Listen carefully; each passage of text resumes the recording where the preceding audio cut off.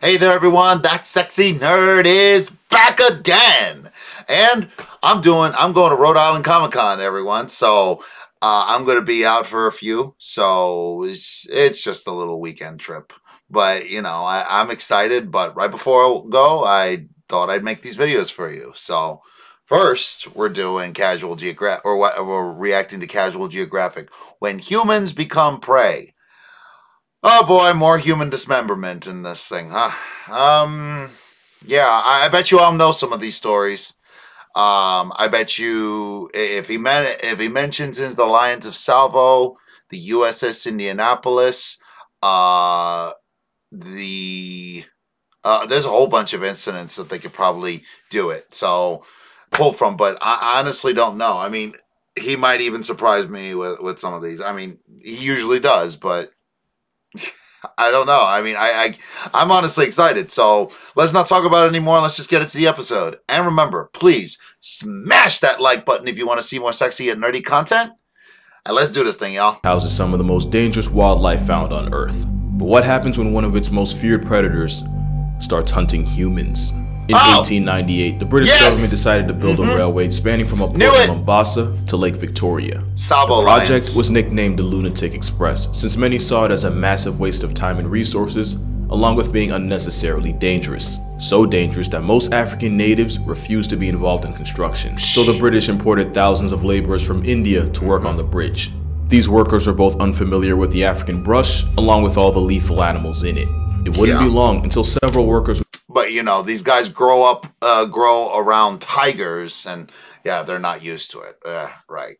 But I guess, to be fair, India is very tightly packed, and even back then. But still, tigers, man!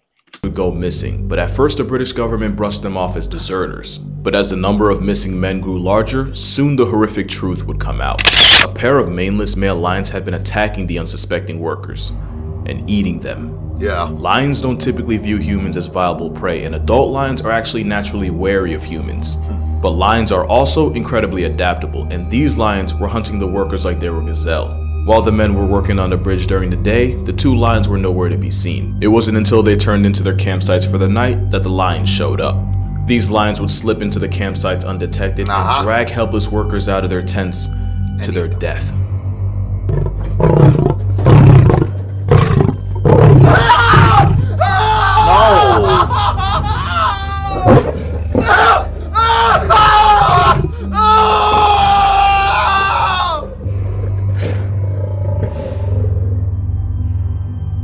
In one gruesome... It could have shown the clips from the movie instead.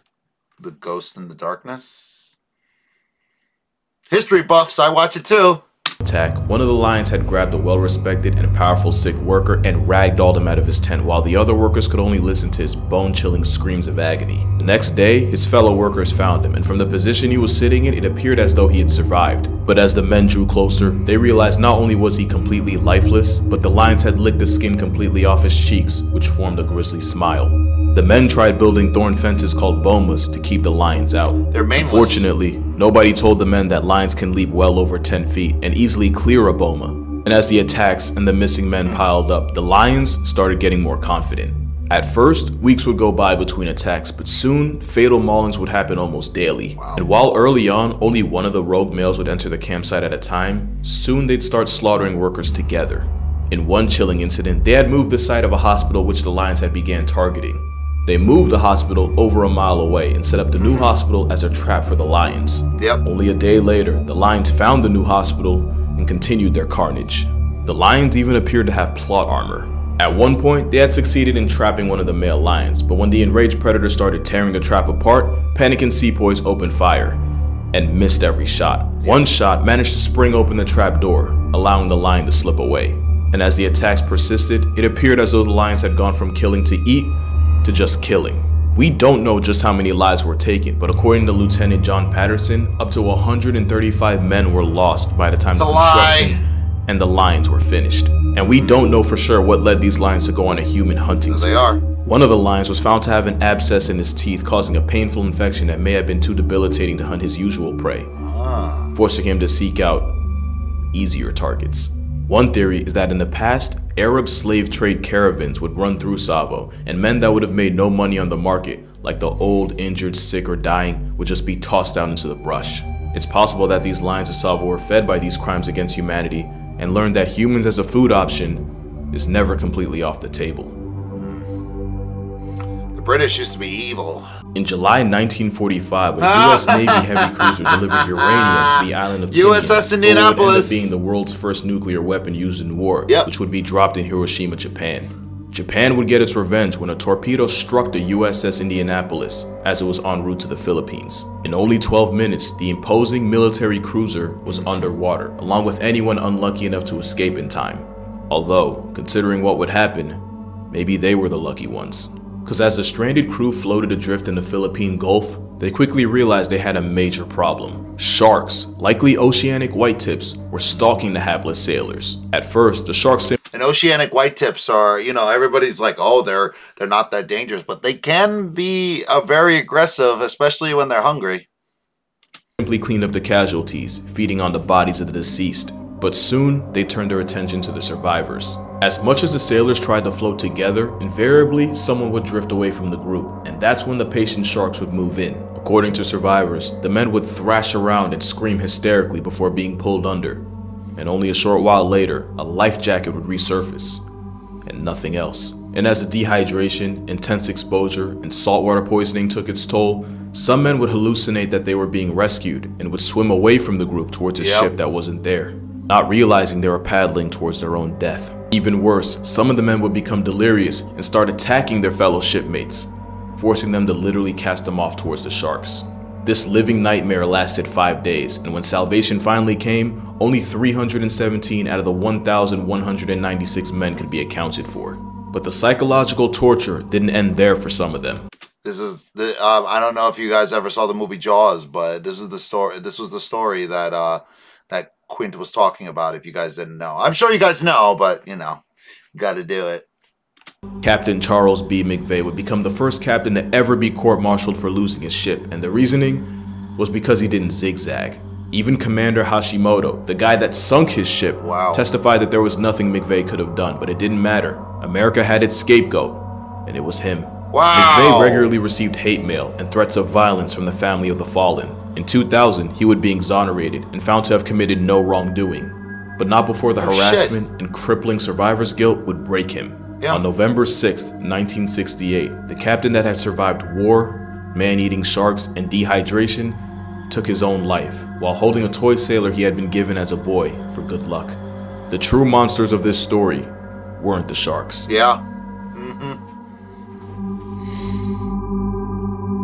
People, man. The most dangerous bear in the world isn't the grizzly bear or even the polar bear, but it's widely considered to be the sloth bear. Because where adult grizzlies and polar bears have no natural predators, sloth bears regularly run fades with tigers and leopards. That generational trauma means you have an animal that has all the tools of a predator, but the mindset of prey. And that makes them terrifyingly unpredictable. The fact that habitat loss and encroachment causes them to come into constant contact with humans only makes it 10 times worse. The sloth bear of Mysore was infamous for unaliving 12 people and severely injuring another 24. Armed with wolverine claws and a devastating bite, sloth bears have a nasty habit of attacking the faces of their victims. Those that survived often lost an eye or a nose or had a chunk of their cheek ripped off. Those that didn't survive often had their faces torn off completely, and in some cases the bear ate the bodies of its victims. A far cry from the insects and fruits Baloo of the jungle usually eats. Other bodies recovered had hands missing, and in some cases their entire chest cavity ripped open.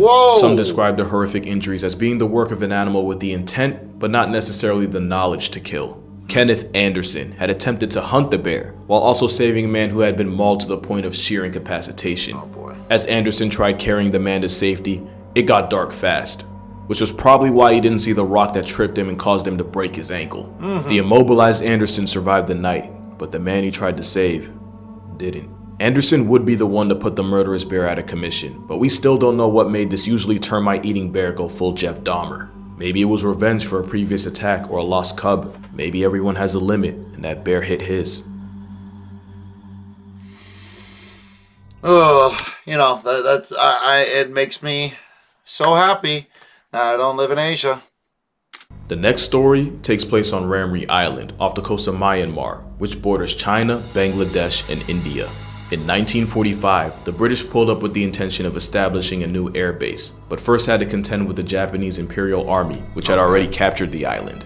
The British flanked the Japanese, who, rather than surrender, opted to try to escape by cutting through miles of dense, boggy, uncharted mangroves. As they did, the British circled the mangrove swamp, essentially stranding the men in the unforgiving terrain. Venomous snakes, spiders, and disease-carrying mosquitoes were almost an afterthought after the men realized they had waded directly into saltwater crocodile territory. The details of what happened next have been debated for years. Many say that the up to 20-foot-long crocs converged on the defenseless soldiers, first picking off the ones that had already passed tense before moving on to the struggling and infirm. One British soldier described hearing 3 distinct sounds: the incessant firing of rifles overhead, the erratic splashing of excited crocodiles, and the blood-curdling cries of the men being dismembered and devoured alive. According to him, the sounds were deafening. Some men sought to take cover in the trees, only a couple feet above the marauding reptiles, when they made a horrific discovery. Crocs can easily launch themselves several feet out of the water, and the men that hadn't climbed high enough were caught in those snare trap jaws and torn to shreds. Another chilling realization was the intelligence of the cold-blooded predator. According to multiple sources, the crocs would use their tails as battering rams to slam against the base of the trees, hoping to knock loose a prize like a twisted human piñata. Like African crocodiles camping in rivers during great migrations, these crocodiles seem perfectly content to bide their time. We have no way of knowing exactly how many lives were lost on that island, but we do know it was very likely in the several hundreds. We also have no way to confirm just how many were taken by the crocodiles, and how many simply flatlined to dehydration, sickness, other wildlife, or simply casualties of war. However, this is widely considered to be the most lethal crocodile attack in human history. And since saltwater crocodiles are capable of living 70+ years, the chances that at least one of those same crocodiles are still there are low, but they're not zero. No. Crocodiles are one of the most stubbornly resilient things on Earth. They've been around for about 200 million years and have barely changed. And with a wide-ranging diet and few if any natural predators, crocs can live virtually anywhere there's warmth and water. So it makes sense that one of the most infamous animal serial killers of all time, Gustavo, was a crocodile. Gustav was an 18-foot reptilian Ted Bundy. I'm sorry, it's Gustav, but it was close. Rumored to have been responsible for up to 300 names missing from the census. According to legend, the massive Nile predator was too bulky to hunt the typical fish, antelope, and zebra, leading him to go after bigger, tougher game like hippos, buffalo, and even humans.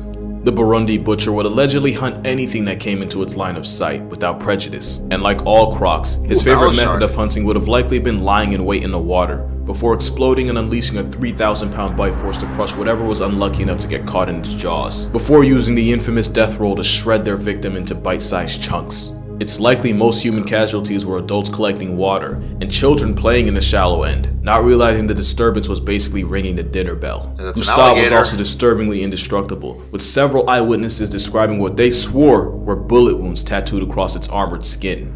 But the eeriest part was that for a monster nearly the length of a bus, Gustav was unexplainably never caught. In one attempt, researchers placed a live goat in a cage as bait to lure the beast out. After a storm, the next morning the cage was empty, but Gustav was nowhere to be found. We don't know how old he is, how long he had been hunting humans, just how many people had been lost to him, or even if he's still alive. There were some reports of Gustav having been shot by a hunter in 2019, but with no photographic evidence, there's still a chance that he's out there prowling the rivers of Burundi. The way I see it, there's only 3 possible options. 1, he's dead. 2, he's still out there serving as unethical population control. Or 3, he has NordVPN. Because NordVPN creates an encrypted tunnel for you and your data and protects your identity by hiding your IP address, allowing you to go off the grid under Nord's money-back guarantee. It's virtually risk-free. Nothing about Gustav was risk-free. And with Salties having the strongest recorded bite force of any animal, the only guarantee was that anything caught in those vice grip jaws was something you're not getting back. 2003, locals in Malawi were so terrified of one animal that it drove 4,000 of them to completely abandon their villages to seek refuge. The marauding beast had mauled 3 people into chalk outlines and severely disfigured another 16. Those that survived were essentially crippled for life, with some missing both hands and legs, with others missing eyes and ears. In one gruesome attack, a woman had gotten her jaw completely detached. The mysterious assailant was so feared and avoided capture for so long that some believed that the attacks were the work of a supernatural creature. In truth, these people were being stalked and hunted by a rabid hyena. Whoa! Although they're armed with arguably the most devastating bite of any Sorry, I didn't know it was in Africa. I guess I didn't listen.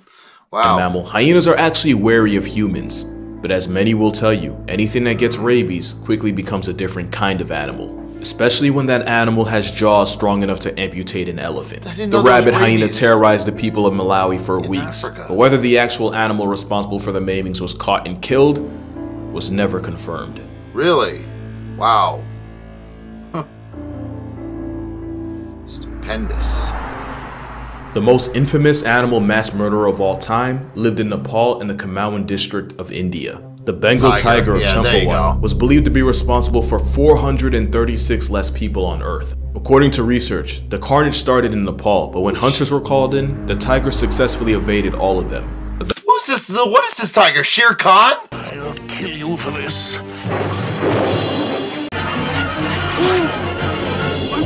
She was driven out of the area and swam across a river and invaded India, where the attacks only got worse. Wow. The homicidal big cat would typically target young women and children who would often travel up to 20 miles following the kill, making it that much harder to capture her. And unlike most tigers, who typically hunt during dusk or dawn, the man-eater at Champawat almost exclusively caught bodies during broad daylight. She became so reviled that locals no longer referred to her as a cat, but as the Devil of India. Wow.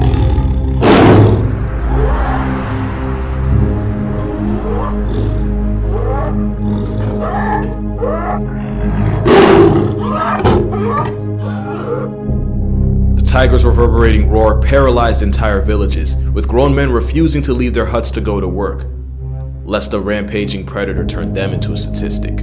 It was believed that the tigress had been shot by an especially cruel hunter, which broke several of her canine teeth, leaving her mortally wounded. It's likely that this injury, along with the fact that tigers are one of the few animals that'll actively seek revenge, that drove the tiger to eventually start seeking out easier prey, people. And as a highly intelligent predator, she was constantly adapting and able to consistently avoid capture. When she was finally taken down, it was clear from the nasty injuries the tiger had sustained that she was not the villain of this story. That doesn't change the fact that she went out as the most prolific man-murker in nature. And if you think you're safe because you don't live in Asia, just keep in mind that there are more tigers in the United States than in the rest of the world combined. It's true, because, you know, Tiger King idiots have to be idiots. See, that's what I'm saying. Like, I've been saying this for a while. There's going to be an entire population of tigers that is just going to get out there. It's going to be a Planet of the Apes situation. And they're going to have their own part, or they're going to get out into the wild. And they can survive in these kinds of conditions. I mean, think about it. I mean, unless they're in grassland, which usually they would not. They would be hanging out in the forest area. If they ever got out, they could replace bears. Well, no, they probably compete with bears and everything, but not by much. And I don't know. Actually, no, it might actually be a problem because there's wolves, there's bears, there's still predators out there that can compete with the tiger. Not necessarily kill the tiger, but the way extinction usually worked is they were outcompeted by more proficient predators. So take Megalodon for instance. They believe that it was driven to extinction by orcas because they were out eating the bigger whales, and they were more efficient at it, and would even sometimes hunt Megalodon. And yeah, killer whales don't play. And they were able to drive them to extinction. There's another one, a little bit more gruesome, but kind of similar to real life, where this like I think I mentioned it before, Empicyon, the bear dog, it was believed to have been replaced by the true dog, Epicyon. Well, Epicyon was a bone crushing dog. This is just what I've heard, but I believe they got the names mixed up. But they were replaced by smaller dog-like creatures, you know, before they were able to evolve into wolves and stuff like that. But they had all the tenacity and methods of wolves. So what they would do is they could gang up on, since the Empicyon was a solitary hunter, it could go out hunting by its own. But since it went hunting by its own, it could be ganged up on by something that's almost as large as it. I mean, Epicyon was not as large as Amphision, but if there are multiple ones, it's like hyenas. If you get a whole bunch of hyenas to come together and charge one lion, unless it's a male, then probably it's probably gonna end bad for the lion. So, and not only that, but they would do what wolves do to coyotes. They go into their den and kill their babies, which probably really was the real thing. They weren't able to recover from that, and that's why Amphision is extinct. So, really interesting video. I loved it. I want to see more. I want to see more by him. I want him to talk more about prehistoric animals, honestly. I really do, because he only did like one video, and he's like just talking about animals today. I'm talking about prehistoric mammals. Like there's some interesting stuff about them. Anyway, please smash that like button if you want to see more sexy and nerdy content, and subscribe if you believe I deserve it. I want to reach 1,000K subs. So please join my community. You won't regret it. I'll see y'all in the next video.